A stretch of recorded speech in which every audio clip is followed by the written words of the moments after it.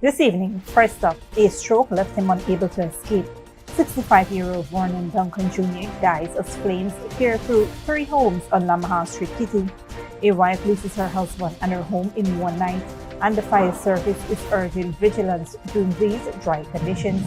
Also struck by a reversing construction lorry along the Haslington embankment. A 54-year-old pedestrian is dead, the Chinese national driver is in custody, and police are piecing together how the fatal accident unfolded. Then, signed into law, the Guyana Development Bank is officially a reality. $3 million loans, 0 interest, 0 collateral, plus mentorship and business support. The president's signature clears the way, and thousands of aspiring entrepreneurs are next in line. Meanwhile, 8,000 families are waiting for house lots in Region 6, and the government says the backlog will be gone within 2 years, with 230 more acres already being eyed for future demand. The housing push in Berbice is accelerating, and trenches 3 meters deep, a 30-kilometer barrier, drones and thermal cameras. Chile launches its border shield plans to curb illegal migration and drug trafficking. But residents are asking, can walls really stop deterring traffickers? Those stories and more coming up. Stay with us.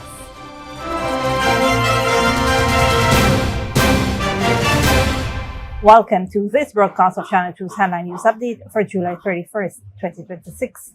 I'm Baby Bacchus. Thank you for joining us. First up, a devastating fire swept through Lamaha Street, Newtown, Kitty, Georgetown on Thursday night, claiming the life of a 65-year-old man and leaving multiple families without homes.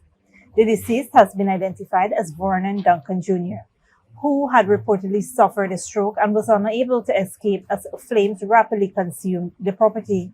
The Guyana Fire Service responded to the blaze with firefighters from the Campbellville headquarters and Eccles fire stations arriving to find 3 homes already engulfed in flames. Through coordinated efforts, crews managed to contain the fire and prevent it from spreading further, though 2 homes were destroyed and a third sustained partial damage. During the emergency response, 1 occupant was reported unaccounted for.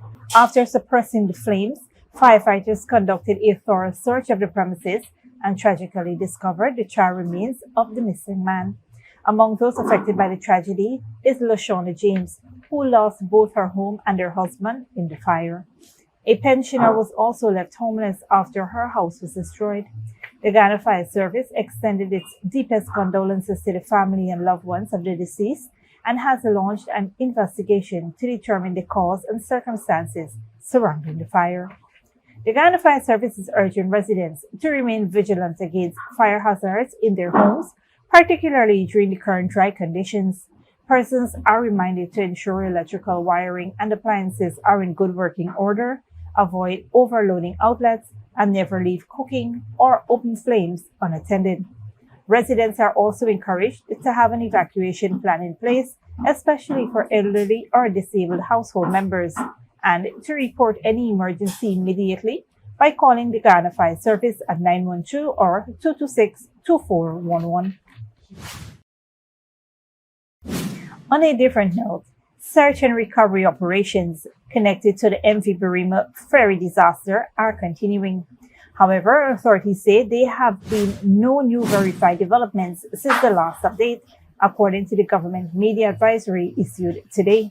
The advisory noted that the Commission of Inquiry set up to probe the circumstances of the sinking was formally sworn in on Thursday and will now work independently to examine the incidents and deliver findings, observations, and recommendations once its work is complete. Officials said further press briefings will be held only when significant confirmed operational developments emerge, with updates in the meantime to come through official channels. The government reiterated its commitment to supporting affected families and ensuring the public receives accurate, verified information as the operation continues. The advisory comes roughly 2 weeks after the 87-year-old ferry capsized in open waters on the night of July 18th while traveling towards the remote hinterland on a route from Georgetown to Port Kaituma. A CCTV review established that 179 people were aboard, with 73 recovered, 69 identified, and 76 rescued, as of the latest formal figures given. The ferry's captain and 2 crew members have since been charged with murder in connection with the disaster. In other news, a 54-year-old man is dead after being struck by a reversing construction lorry along the Haslington Railway Embankment Road, East Coast Demerara. In a fatal accident, police are now investigating. The accident occurred around 5:20 p.m. on Wednesday, July 29th. It involved a motor lorry owned by China Railway Construction, driven by a 36-year-old Chinese national of Lusignan, East Coast Demerara, and a pedestrian, Sean Gittins, an unemployed resident of Golden Grove, East Coast Demerara. According to preliminary investigations, the lorry was engaged in paving works along the southern carriageway. It was in the process of reversing when Gittins reportedly walked behind the vehicle and was struck. Emergency medical technicians responded to the scene, where Gittins was examined and subsequently pronounced dead by a doctor from the Georgetown Public Hospital Corporation. His body was taken to the Memorial Gardens mortuary, where it awaits a post-mortem examination. A notice of intended prosecution was served on the driver, who remains in police custody assisting with the ongoing investigation. Stick around when we return. Guyana Development Bank becomes law, and government eyes 230 more acres of Region 6 as housing backlog set to clear by 2027.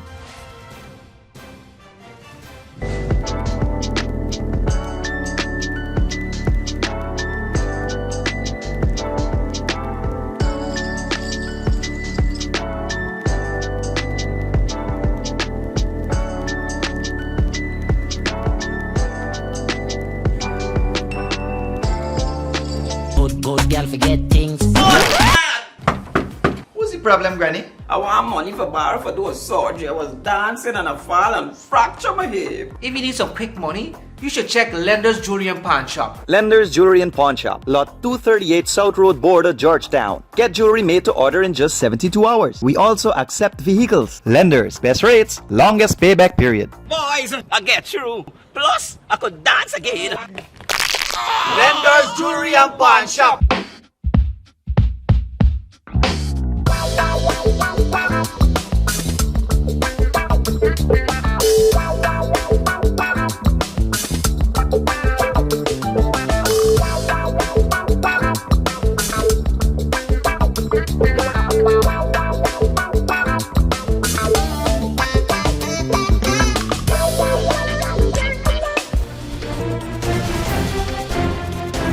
Welcome back.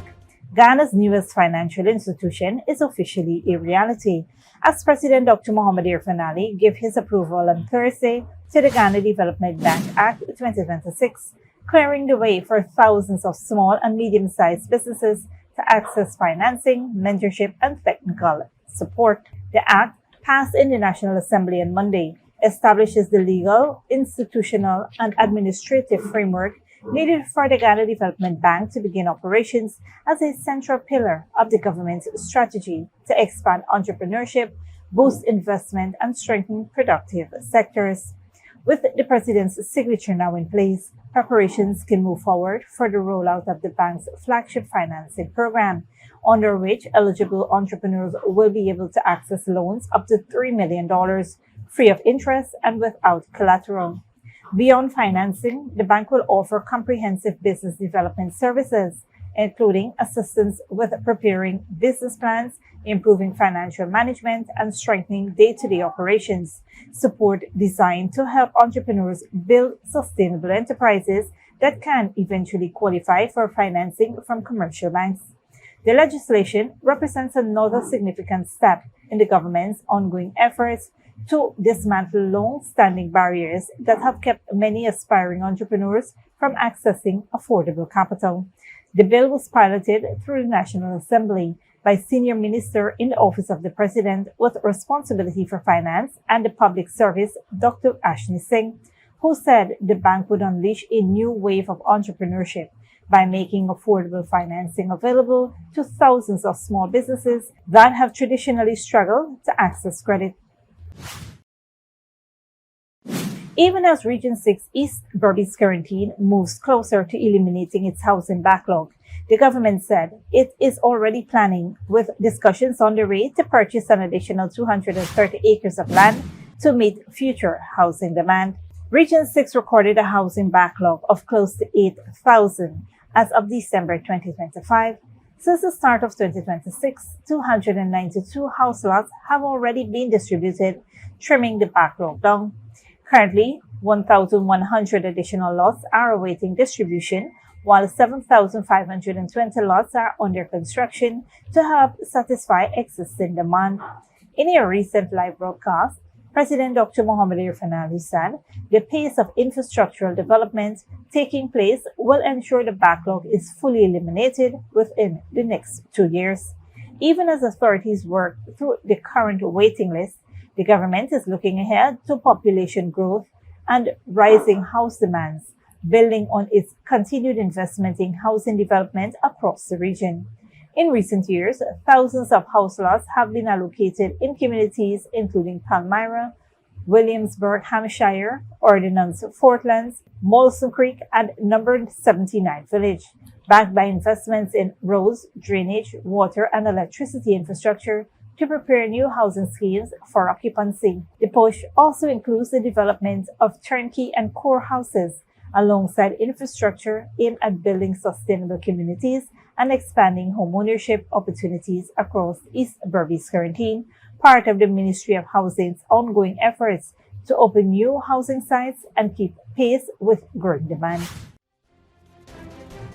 Don't go away after the break. U.S. gun control debate. States face legal challenges over assault weapons ban, and why homelessness is rising across the UK.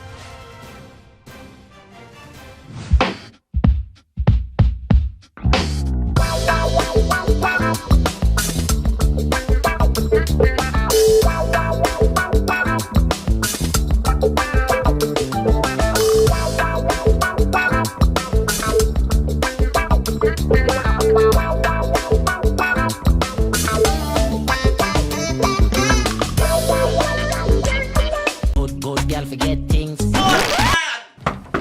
What's the problem, Granny? I want money for borrow for those surgery. I was dancing and I fall and fracture my hip. If you need some quick money, you should check Lender's Jewelry and Pawn Shop. Lender's Jewelry and Pawn Shop, Lot 238 South Road Border, Georgetown. Get jewelry made to order in just 72 hours. We also accept vehicles. Lenders, best rates, longest payback period. Boys, I get through. Plus, I could dance again.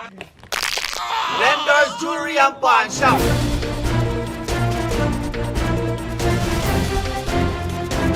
Welcome back. Now we take a look at what's happening in the region and around the world.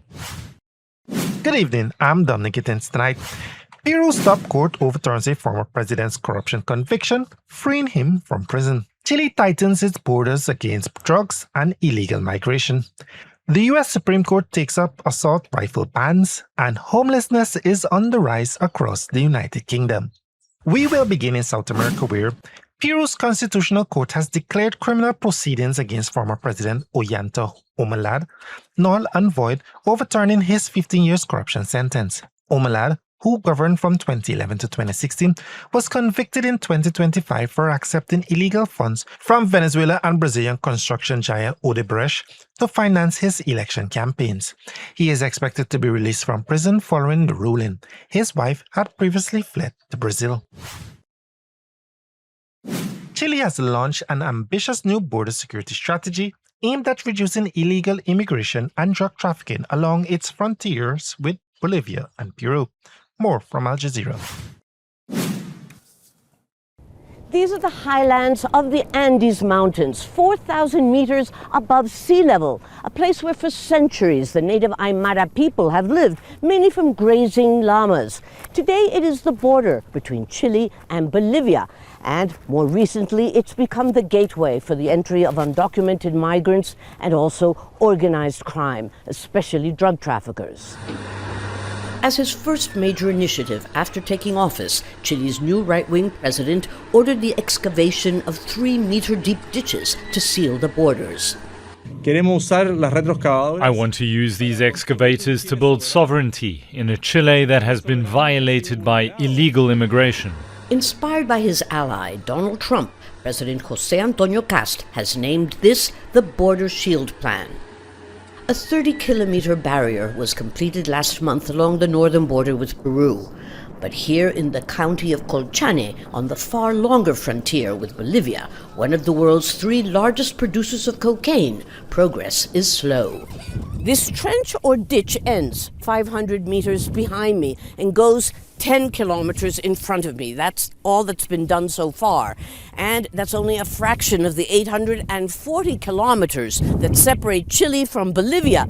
At this current rate, it would take 35 years and a small fortune to continue this all along the border. Excavators are destroying makeshift bridges traffickers built overnight to cross the ditches. The Army is being supplied with surveillance technology and mobile thermal cameras, as well as drones, to carry out patrols. But our request to see for ourselves was denied. Locals like Eduardo Garcia tell us that while human trafficking has slowed, drug trafficking and smuggling continue unabated. The soldiers might as well be on holidays. Vehicles pass here in every direction. They're now putting portable metal bridges over the ditches. You've seen how in the US they put up enormous walls along their border and migrants and traffickers get through anyway. It's the same here. Where there's a will, it seems, there's a way, especially in one of South America's most inhospitable and porous frontiers. Lucia Newman, Al Jazeera, Colchane, Chile. Gun control returns to the U.S. spotlight as the Supreme Court prepares to review state bans on assault rifles, with gun rights groups defending ownership rights and reform advocates pushing for stricter limits. Al Jazeera's Matthew Torres reports. It's the worst school shooting in U.S. history. 32 people, most of them students, were killed in the Virginia Tech massacre in 2007. It inspired Andrew Goddard to fight for stricter gun laws after his son was critically injured. He lost so much blood he had 5 holes in him, 4 entries and 1 exit. While handguns like the ones used in the shooting remain the most commonly used weapon in the U.S., assault-style rifles and high-capacity magazines have become a focal point in states that have banned or restricted them. No, I'm not against people owning guns, but I'm against them having the ability to kill large numbers of people very quickly. And because I don't see that as a necessity of self-defense. In the next term, the U.S. Supreme Court is due to hear 2 cases challenging whether owning AR-15-style semi-automatic rifles is protected under the Second Amendment. When it comes to a right, what matters is it's a right, it's protected, and that's the end of the story. They've been used in some of the nation's worst mass shootings, but gun rights activists argue the type of firearm doesn't change the constitutional right to own it. We often hear people say, well, the AR-15 is a weapon of war. And my response is, so what? My right to own a weapon of war is protected. If the court strikes down the bans, the ruling could affect about a dozen states, including Virginia, where legislation prohibits the sale and future possession of assault weapons. The governor signed it into law this year, but legal challenges are preventing it from being enforced across the state, leaving businesses to either keep selling their supply or remove them altogether. One gun store employee says business fell about 30% after the store stopped selling AR-15s. The main reason for pulling the supply was to make sure we stay in compliance with the law. It is a law, no matter what, whether it's an injunction or not. Gun rights advocates expect the conservative majority court to overturn the bans. Supporters like Goddard are hoping the Supreme Court upholds them. Bring on your court challenge and show that this ban on future sales will prevent you from being able to defend yourself. Matthew Torres, Al Jazeera, Washington. Homelessness is rising across the United Kingdom, with thousands of people struggling to find stable housing as the cost of living and housing shortages continue to worsen. Al Jazeera's Sonia Gaigo reports. For Malcolm Leonard, the path to homelessness was gradual. And what made me homeless in the first place was gambling. I proper gambling, and I lost everything basically. And what followed were years of living in a tent, outdoors, all year round. The biggest challenges was when I was going back to my tent on a night, found that somebody's pinched it all, or slashed it all or burnt it to the ground, which happened about 8 times when I was in Saltburn. But aid groups say getting people into stable housing in the English town of Middlesbrough requires far more than simply putting a roof over their head. So the current safety net of the welfare state and social care has some quite big holes in it. And so what we need is a very fine weave safety net to stop people falling through those holes, and then good quality, affordable housing that they can stay in. Middlesbrough is just one example of a place that's facing these kinds of challenges here in England. And that's in part due to the deeply disproportionately high levels of issues such as complex health conditions, addiction and domestic abuse that make people here vulnerable to homelessness. At least 134,000 households are living in temporary accommodation, while more than 7,500 people are sleeping rough each month. But rough sleeping, homelessness without accommodation, is just the most visible part. Behind the figures lie housing shortages, rising rents, and the cost of living. These pressures can leave thousands of people at risk of losing their homes and the stability that comes with it. Former Middlesbrough Mayor Andy Preston says the answer lies in changing how public money in England is spent. Right now we spend over £4 billion a year on emergency hostels, crummy B&Bs and dreadful flats above shops. These are terrible, they bring people down, they don't solve the problem, they just manage it temporarily. And what we need to do is use that money every year to build simple but very decent modular accommodation that can be erected quickly across every borough. We can do that. Ending rough sleeping was one of Andy Burnham's first pledges as Prime Minister. But as places like Middlesbrough show, that will mean confronting the causes that lead people there in the first place. Sonia Gallego, Al Jazeera, Middlesbrough, UK. Thanks, Dominique. This brings us to the end of our regional global news coverage. Up next is the 3D forecast.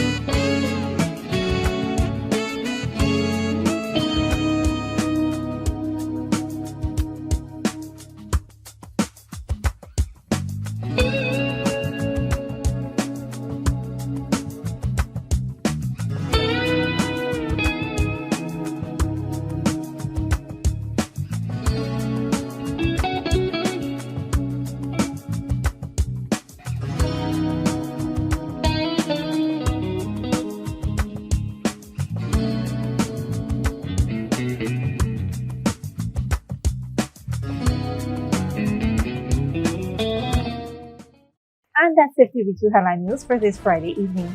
As we take our leave, we invite you to follow us on Facebook and YouTube. We will be out for the weekend, but you can tune in on Monday 7 p.m. for more news. Until then, please take care of yourselves and each other and do have a wonderful Emancipation weekend.